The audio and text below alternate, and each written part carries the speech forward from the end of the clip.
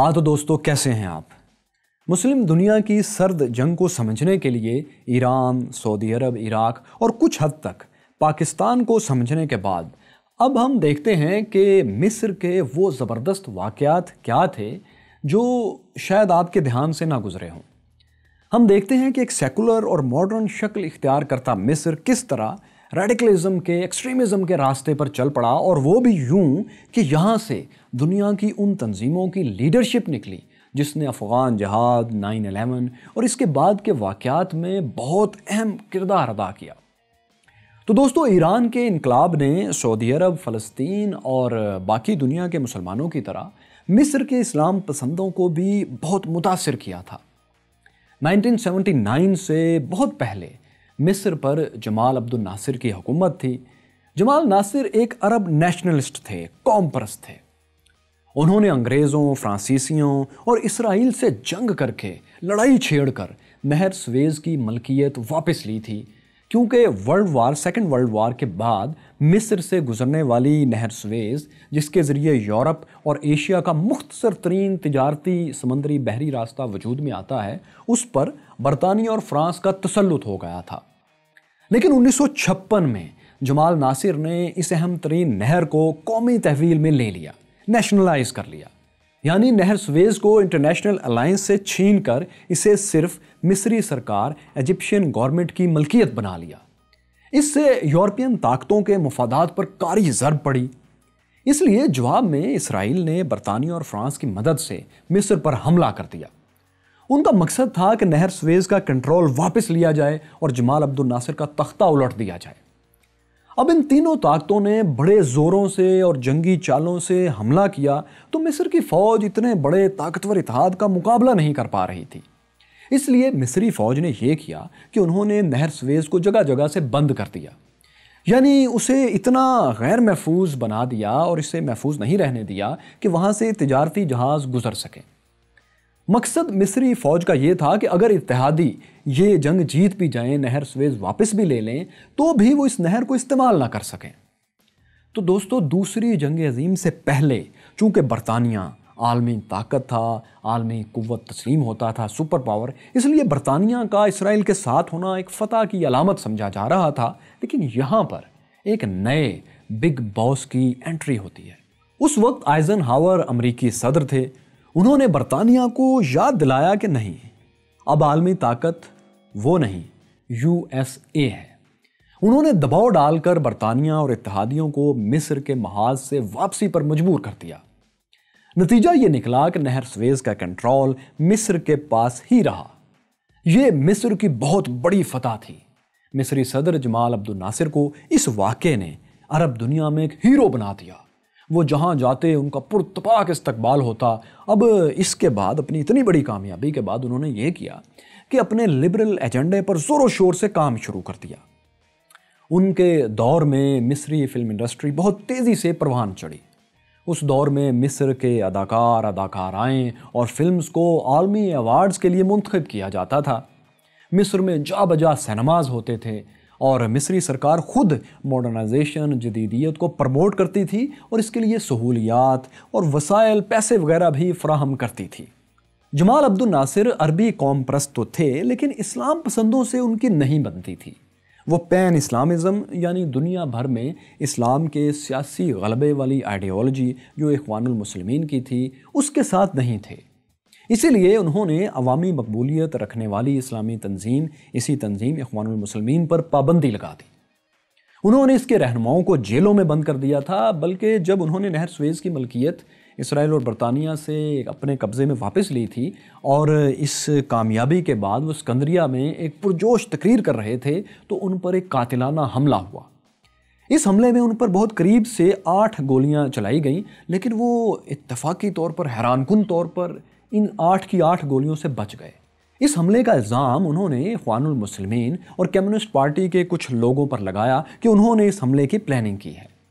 इस नाकाम हमले के बाद उन्होंने कम्युनिस्टों और इख्वानुल मुस्लिमीन के लोगों पर एक सख्त क्रैकडाउन किया। इसी हमले के इल्ज़ाम में और इसकी सज़ा के तौर पर बहुत से लोगों को फांसियाँ दी गईं, सज़ाए मौत दी गई। इन सज़ाए मौत पाने वालों में दोस्तों नामवर इस्लामी स्कॉलर सैयद कुतुब भी शामिल थे। اگرچہ انہیں پھانسی کی سزا 1966 میں 1966 میں دی گئی تھی، لیکن اس حملے کی پلاننگ ہی کے الزام میں دی گئی تھی۔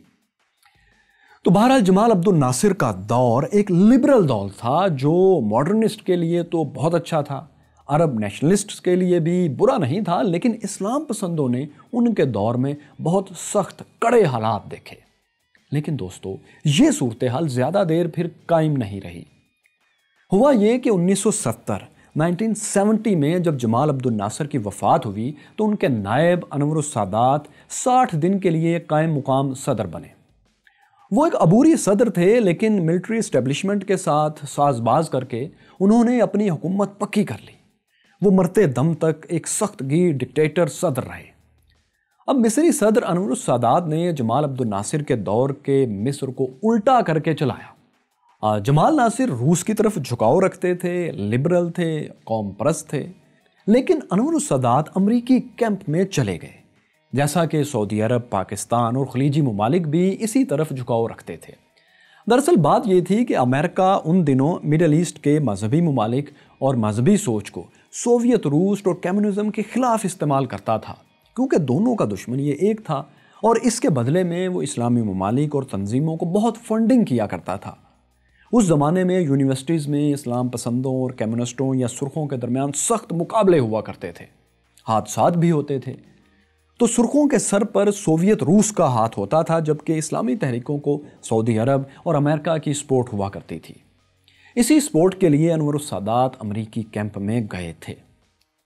تو انہوں نے اخوان المسلمین اور دوسری مذہبی تنظیموں پر جو پابندیاں جمال عبد الناصر کے زمانے سے عائد تھیں، انہیں کافی نرم کر دیا۔ انہوں نے یہ کیا کہ اخوان المسلمین کے رسائل کو دوبارہ سے جاری کرنے، پبلش کرنے کی اجازت دے دی، جن پر پہلے پابندیاں تھیں۔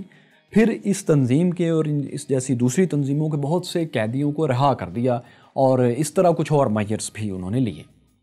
انور السادات دراصل خود کو ایک متبادل، یعنی جمال عبد الناصر کے بعد ایک متبادل اسلامی لیڈر کے طور پر پیش کرنے لگے تھے۔ وہ جمال ناصر کی طرح شعلہ بیان مقرر تو اب نہیں تھے، اس لیے لوگوں کے جذبات سے کھیلنا، انہیں پرجوش کر کے اپنی کرشماتی شخصیت سے متاثر کرنا، یہ ان کے بس کا کام نہیں تھا۔ سو انور السادات نے ایک دوسرا راستہ اختیار کیا۔ انہوں نے مصری آئین میں ایک بہت بڑی تبدیلی کی۔ 1971 میں، یعنی اقتدار میں آنے کے ایک سال بعد، انہوں نے آئین میں امینڈمنٹ کے ذریعے اسلامی شریعت کو قانون سازی کی بنیاد بنا دیا۔ پھر جب 1980 میں سعودی عرب اور ایران میں زیادہ سے زیادہ مذہبی ہونے کی ایک دوڑ سی لگی ہوئی تھی، اس وقت انور السادات نے بھی اسلامی شریعت کو قانون سازی کا پرنسپل سورس بنا دیا۔ اب دوستو، یہ ایک ایسی تبدیلی تھی جسے آنے والا کوئی مصری رہنما تبدیل کرنے کی جرت ہی نہیں کر سکتا تھا۔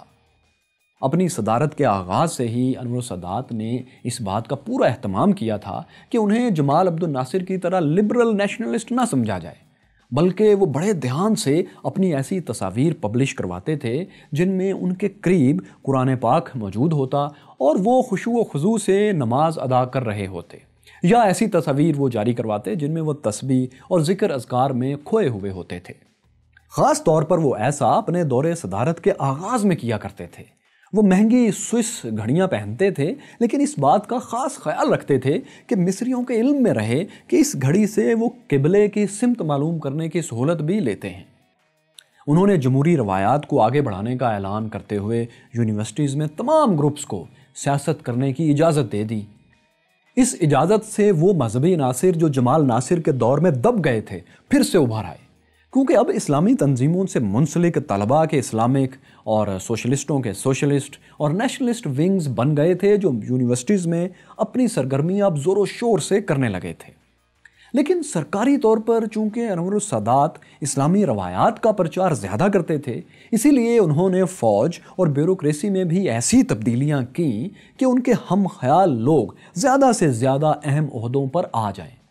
اسی لیے یونیورسٹیز میں بھی اب اسلام پسندوں کی تعداد تیزی سے بڑھنے لگی تھی اور ان کی تنظیمیں ترقی کرنے لگی تھیں۔ ایسی ہی ایک جماعت الجماعت الاسلامیہ تھی، جسے ناجی ابراہیم نے قائم کیا۔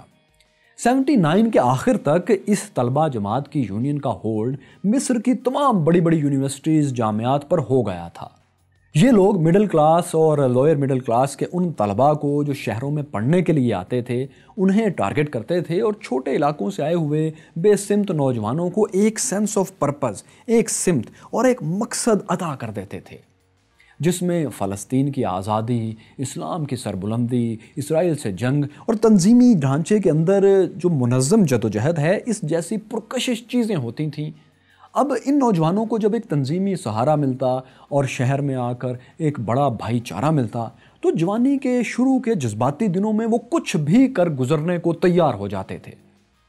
تو یہ وہ نوجوانوں کی خاص نسل تھی جو انور السادات کے دور میں مصر میں پروان چڑھی۔ اب دوستو ذہن میں رکھیں کہ یہ سب لوگ ملک میں موجود ہیں اور انور السادات نے ایک تاریخی یو ٹرن لے لیا۔ یہ یو ٹرن کیا تھا؟ دراصل مصری صدر ان دنوں سرتوڑ کوششوں میں لگے ہوئے تھے کہ کسی طرح مصری علاقہ یعنی صحرائے سینا جو 1967 میں اسرائیل نے مصر سے چھین لیا تھا اسے واپس لے سکیں۔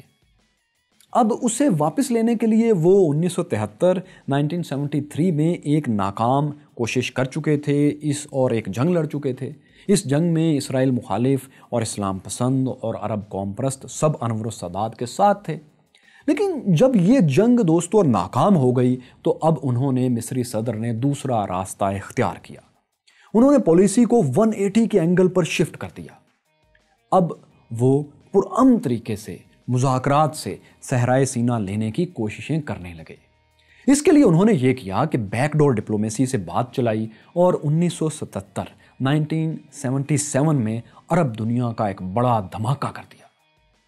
عرب دنیا جس نے مل کر اسرائیل کا بائیکاٹ کیا ہوا تھا، عرب لیگ کی شکل میں اس بائیکاٹ کو سخت سے سخت کرنے کے لیے ایک تنظیم موجود تھی اور اس تنظیم کا دفتر مصری شہر قاہرہ میں ہی تھا۔ لیکن انور السادات نے یہ سب پسے پشت ڈالا اور کسی عرب ملک سے مشورہ بھی نہیں کیا اور سیدھے اسرائیلی دارالحکومت تل ابیب پہنچ گئے۔ یہاں تل ابیب میں مصری دارالحکومت میں ان کا پرتپاک استقبال ہوا۔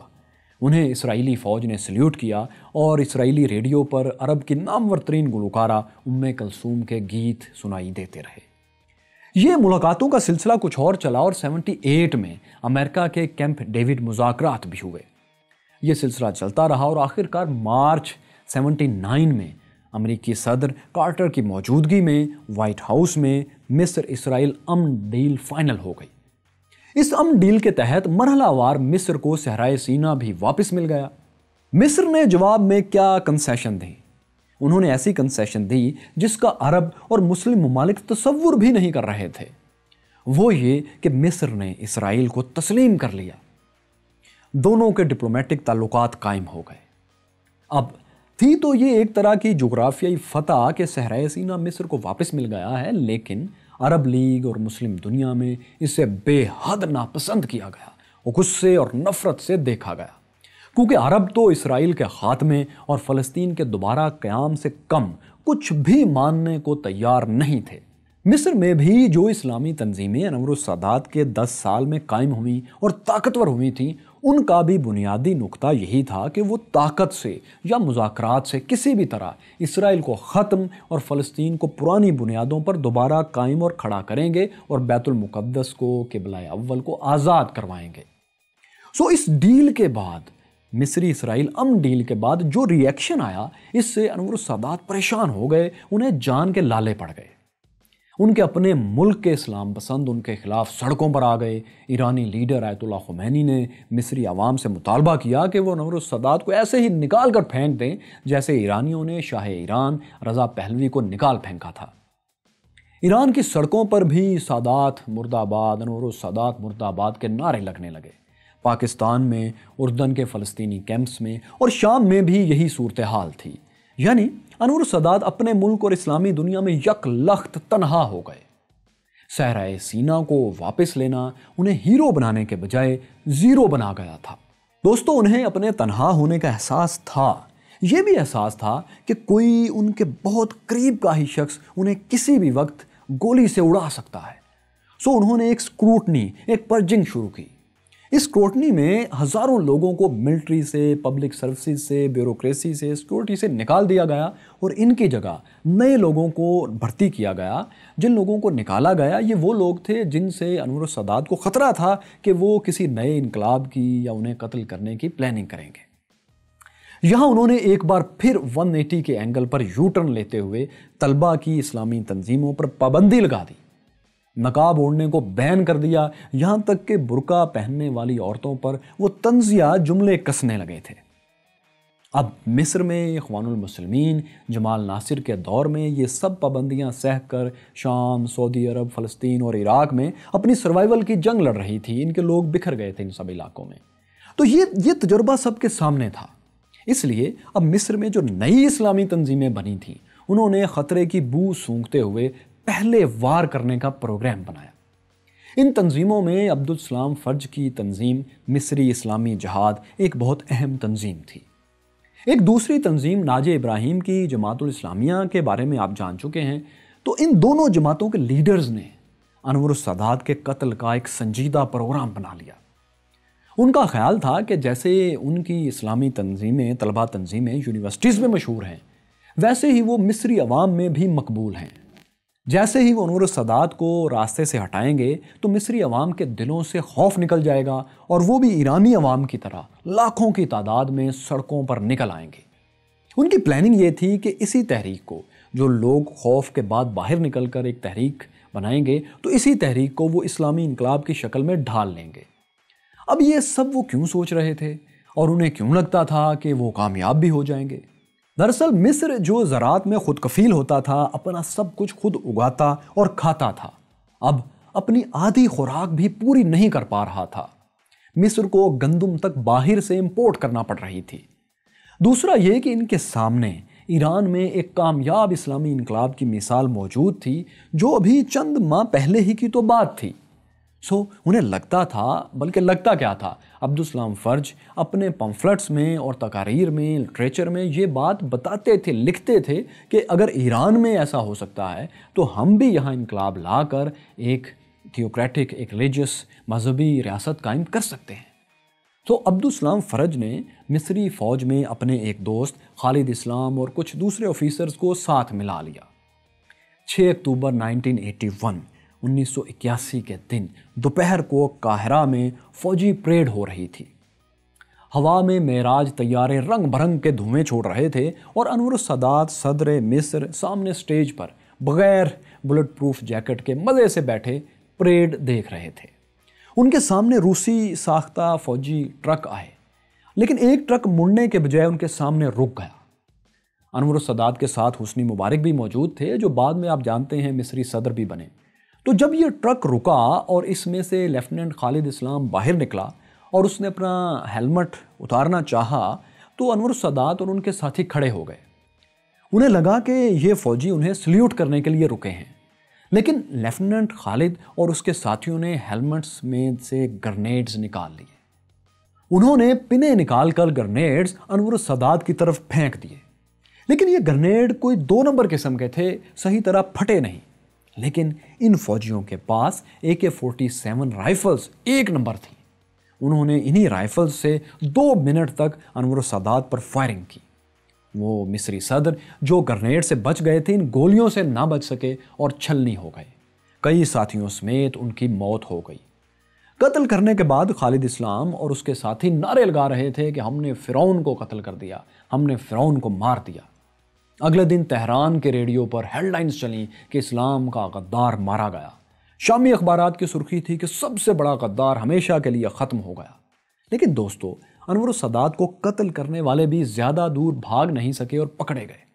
ملٹری ٹرائل کے بعد خالد اسلام کو ساتھیوں سمیت فائرنگ سکواڈ کے سامنے کھڑا کر کے سزائے موت دے دی گئی۔